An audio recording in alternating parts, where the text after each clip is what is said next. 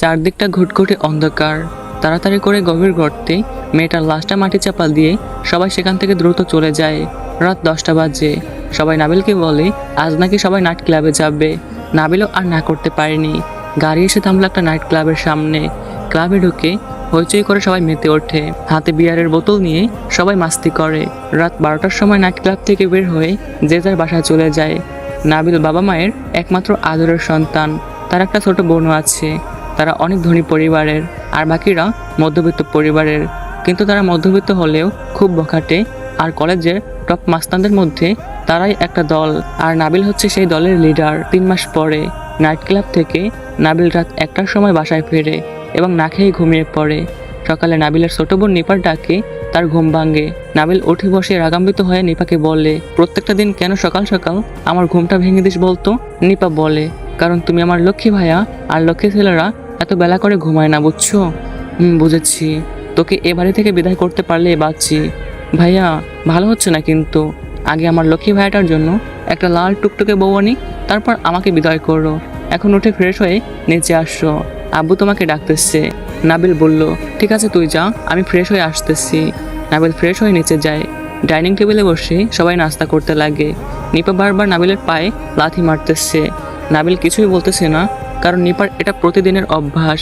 বারবার নিপা এমনটা করায় নাবিল রাগান্বিত চোখে তার দিকে তাকিয়ে আছে। এর মধ্যে নাবিলের বাবা বলে ওঠে, নাবিল, তোমার সাথে আমার জরুরি কথা আছে। নাবিল বলে, কি কথা আব্বু? নাস্তাটা শেষ করো, তারপর বলতেছি। নাবিল বলল, আব্বু, আমার তো এখনই বেরোতে হবে, একটা জায়গায় যেতে হবে। তাই বলছি, কি বলতে চাও এখনই বললো। নাবিলের আব্বু বলল, যেখানেই যাও বিকেলের মধ্যে তোমাকে যেন আমি বাসায় পাই। আমাদের সাথে তোমার একটা জায়গায় যেতে হবে। নাবিল বলল, ওকে যাব, কিন্তু কোথায়? নাবিলের আব্বু বলল, তুমি গেলেই বুঝতে পারবে। তারপর সবাই নাস্তা সেরে উঠে পড়ে। নাবিল রুমে এসে যখন শার্ট প্যান্ট পরে বেরোতে যাবে, তখন নিপা দরজায় দাঁড়িয়ে হাসতেছিল আর বলতেছিল, মনে আছে তো? ঠিক বিকাল 5টায় নাবিল বলে বাসা থেকে বের হয়ে যায়। সারাদিন মাস্তানি ঘোরাঘুরি করে বিকেলের দিকে বাসায় ফেরে। নাবিল ফ্রেশ হয়ে দেখে নিপা হাতে পাঞ্জাবি নিয়ে দাঁড়িয়ে আছে এবং নাবিল বলে, কিরে, তোর হাতে পাঞ্জাবি কেন?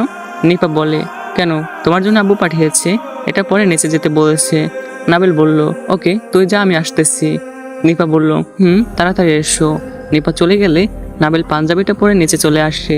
সবাই গাড়িতে উঠে বসে নাবিল ড্রাইভ করতেছে, আর পাশে বসে নিপা বকবক করতেছে, কোথায় যাচ্ছে, কেন যাচ্ছে, এই আর কি। পিছনের সিটে নাবিলের আব্বু আম্মু বসে আছে। গাড়ি এসে থামলো একটা বিল্ডিং এর সামনে।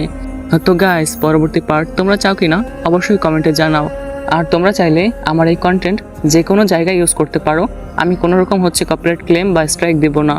আর পারলে আমার আসল চ্যানেলটা একটু মেনশন দিও। আমার চ্যানেলের নাম হচ্ছে ভিশনারি সাজিদ। তো আল্লাহ হাফেজ।